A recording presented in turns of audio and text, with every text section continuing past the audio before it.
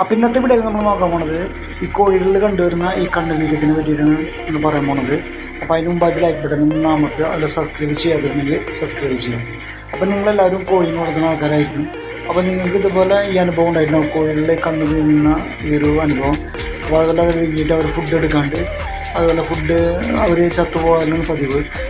Maximum നമ്മൾ ഒന്ന് ശ്രദ്ധിച്ച് കഴിഞ്ഞാൽ കോഴികളൊക്കെ രക്ഷപ്പെടാറുണ്ട്.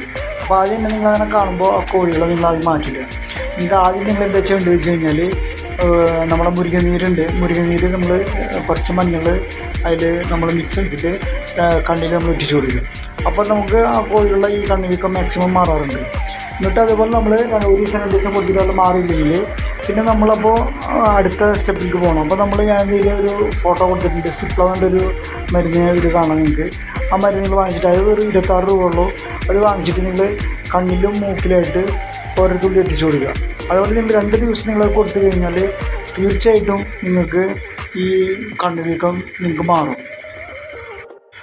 അപ്പോൾ അതിലൊരു കാര്യം ഞാൻ വിട്ടുപോയി പറയാൻ. അപ്പോൾ ഈ കണ്ണിങ്ങനെ പഴുത്തിട്ട് അതിനുള്ളൊരു മഞ്ഞൊരു പഴുപ്പ് നിങ്ങൾക്ക് കാണാം. അത് നിങ്ങൾ പുറത്ത് എടുത്ത് കളയണം. അതിനുശേഷം നിങ്ങൾ കണ്ണിൽ ഈ തുള്ളിമരുന്ന് കണ്ണിൻ്റെ ഉള്ളിലേക്ക് ഒന്നായി കിട്ടുന്ന മാതിരി നിങ്ങൾ എത്തിച്ചു കൊടുക്കണം. അല്ലാണ്ട് നിങ്ങൾ പഴുപ്പൊന്നും ഞെക്കി കളയാണ്ട് മുകളിൽ മാത്രം എത്തിച്ചു കഴിഞ്ഞാൽ കോഴികളെ രക്ഷപ്പെടില്ല. അപ്പോൾ അത് വളരെ ശ്രദ്ധിക്കേണ്ട ഒരു കാര്യമാണ്. അപ്പോൾ ഇങ്ങനെ ചെയ്ത് കഴിഞ്ഞാൽ മാക്സിമം കോഴികളും നിങ്ങൾക്ക് രക്ഷപ്പെടാറുണ്ട്. അപ്പോൾ വീഡിയോ നിങ്ങൾക്ക് ഇഷ്ടപ്പെട്ടു വിചാരിക്കുന്നു. അപ്പോൾ അടുത്ത വീഡിയോയിലേക്ക്